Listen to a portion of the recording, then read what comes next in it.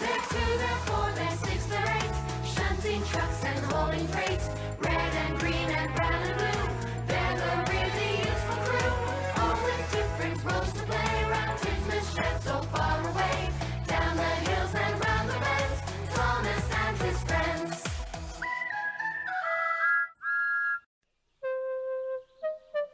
One day, Edward was in the shed where he lived with the other engines. They were all bigger than Edward and boasted about it. "The driver won't choose you again," said Gordon. "He wants strong engines like us." But the driver and fireman felt sorry for Edward. "Would you like to come out today?" "Oh, yes, please," said Edward. So they lit his fire, made lots of steam, and Edward puffed away. The other engines were very cross at being left behind.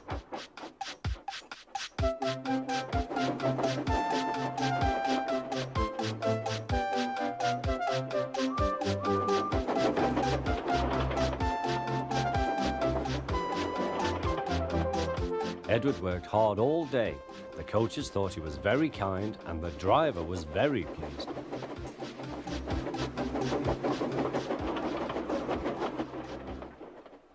"I'm going out again tomorrow," Edward told the other engines that night. "What do you think of that?"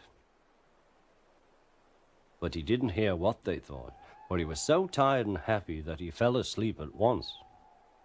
Next morning, Edward woke up to find nothing had changed. Gordon was still boasting. "You watch me, little Edward, as I rush through with the express.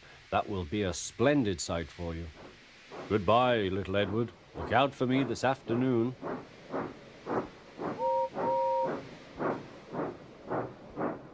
Edward went off to do some shunting. Edward liked shunting. It was fun playing with trucks. He would come up quietly and give them a push. Then he would stop and the silly trucks would go bump into each other. "Oh!" they cried. "Whatever is happening?"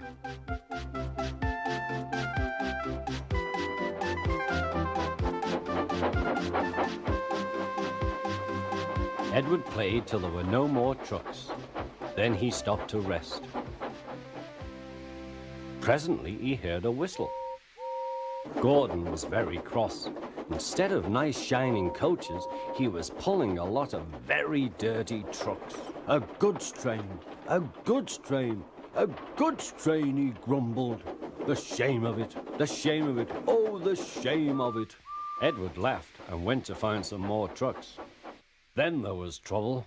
"Gordon can't get up the hill," the porter called to Edward's driver. "Will you take Edward and push him, please?" They found Gordon halfway up and very cross. His driver and fireman were talking to him severely. "You're not trying." "I can't do it," said Gordon. "The noisy trucks hold an engine back so." Edward's driver came up. "We've come to push."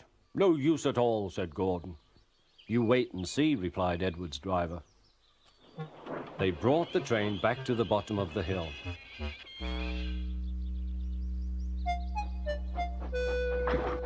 "I'm ready," said Edward. "No good," grumbled Gordon. They pulled and pushed as hard as they could.